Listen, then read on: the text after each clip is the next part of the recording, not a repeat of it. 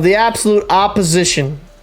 Somebody that Philly fans absolutely hate is the Pittsburgh bleeping Penguins.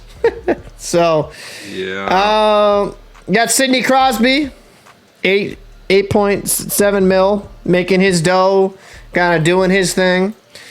You have Evgeny Malkin, 6.1. Getzel, 6 mil.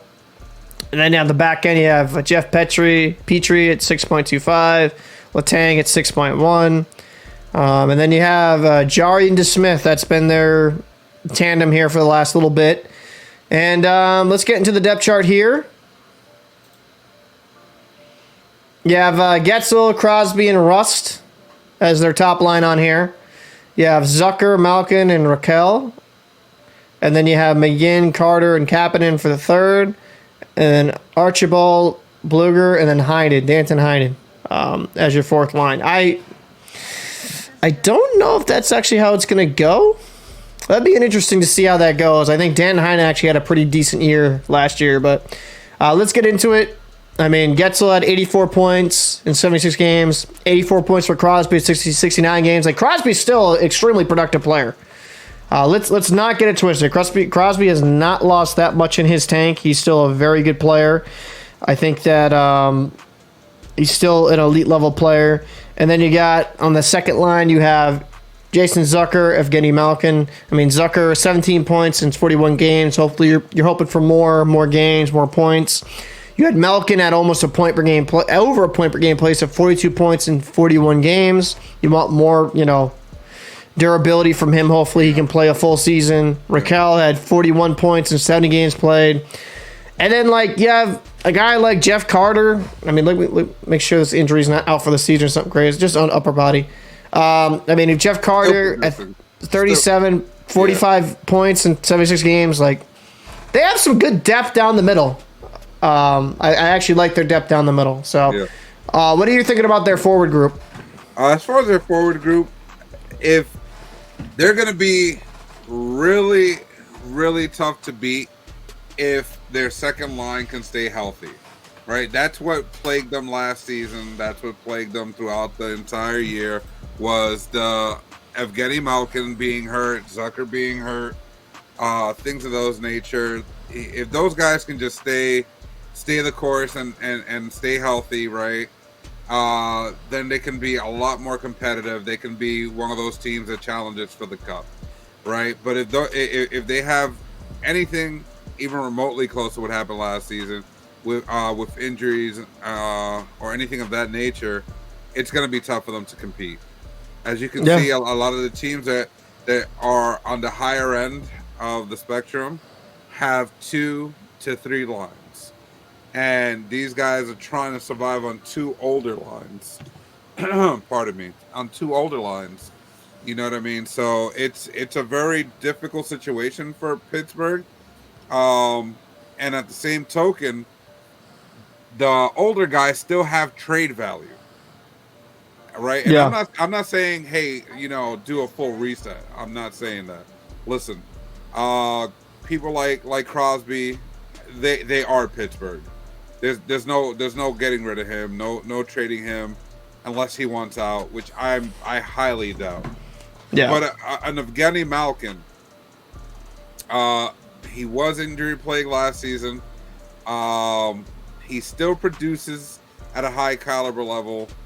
If you are finding it difficult to keep him healthy or for him to produce at the same level this season, I would say he would be a high trade option for them to maybe secure something for the future and start rebuilding one piece at a time type of thing. Some of the other guys who are older are not crazy old. Like you have Gensel at 27, right? You have Rust at 30, Zucker at 30, right? Raquel at 29. So they have a lot of depth in the middle, but their depth in the middle, that's where they're aged. Yeah. I mean, that's going to be a problem with them bringing along the next guys. The problem I see with Pittsburgh, just from a franchise standpoint for the future. They're in a win now mode, right? They brought Letang back, Malkin back, Crosby back, right? Like they're all back, ready, like they're signed to deals. Are they going to mortgage their future to win now? I understand why you have generational players, but I could see this a situation where the Pittsburgh Penguins, after Crosby, Malkin, and Letang retire, it might not be pretty there for a while because there's just not much youth. There's not much infusion there. I mean, the youth they have is like, what's the youngest player in this forward group? 26? Kapanen? I mean, and he's kind of okay. But like offensively right now, if everyone's healthy, they're still going to be one of the best in the league. When you have Malkin and Crosby, you're going to be one of the better offensive teams in the league, just no matter what. Because when they're healthy and they're playing, they're good. Let's not get that twisted. So let's get into the defense here. Right here you have Brian Dumoulin. Thank you. 76 games played, 3 goals, 15 assists, 18 points. With Chris Letang, 78 games played, 10 goals, 58 assists for 68 points. Still very productive on the back end at 35. Like, some guys see a drop-off. He's like Carlson, bro. Those guys are phenoms when it comes to being offensive from the defensive side. Yeah, except I'd argue Letang's better defensively. Yeah. Marcus Peterson, 72 games played, 2 goals, 17 assists, 19 points. Jeff Petrie, 16 games played, 6 goals, 21 assists for 27 points. Petrie's a solid defenseman. He came from the Montreal Canadiens. You know, he did decent there considering the squad around him. I think that's a good add. You got Ty Smith, younger defenseman, 66 games played, 5 goals, 15 assists for 20 points. Then you got Jan Ruda, 76 games played, 3 goals, 15 assists for 18 points. Now, I think the back end, like Dumoulin and Letang, I think will be solid. I mean, Letang still eats up minutes to over 25 minutes per game, almost 26 minutes per game last season, time on ice. Marcus Peterson, like Jeff Petrie, I think that's a really good add. I think it brings in a veteran guy that can play defensively, and especially for a team that's literally in the situation like win now. I think that's an add. I think their bottom pairing's decent.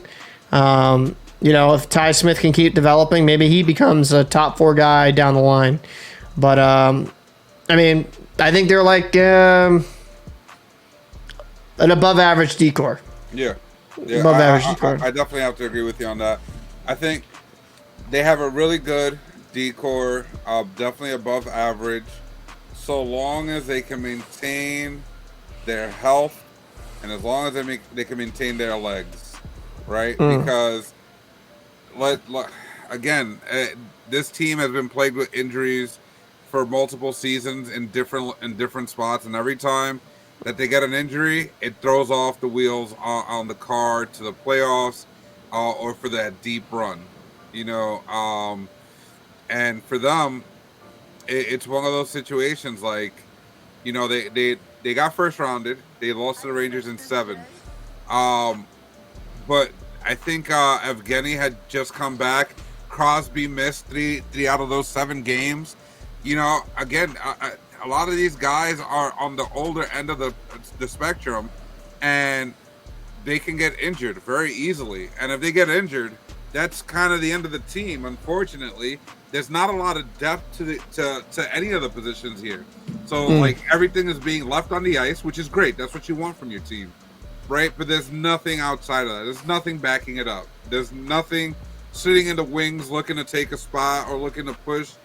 They may have some young guys that are, hoping to get an opportunity or that maybe even their fans know of, from the AHL.